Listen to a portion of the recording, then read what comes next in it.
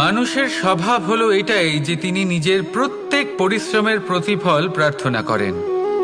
বেশিরভাগ সময় এই ফলাফলের চিন্তা করতে করতে, কল্পনা করতে করতে উনি কর্ম করতে থাকেন যে আমি এই কাজটা করলে এই ফল পাবো। সেই সব কল্পনা করতে থাকেন যা না তার হাতে আছে, না আছে অধিকার, আর না আছে নিয়ন্ত্রণ। উনি শুধু নিজের কর্ম করতে পারেন। উনি কি ফল পাবেন তা তার হাতে কখনোই নেই।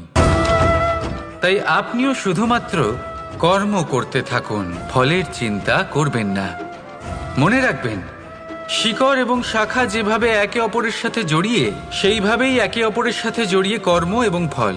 যেরকম কর্ম আপনি করবেন সেরকম ফল আপনি অবশ্যই পাবেন। তাই এই ফলের আশায় কর্মের সময় কখনোই নষ্ট করবেন না, কারণ যে ব্যক্তি সময় নষ্ট করেন, সময় সেই ব্যক্তিকে অবশ্যই নষ্ট করে দেয়।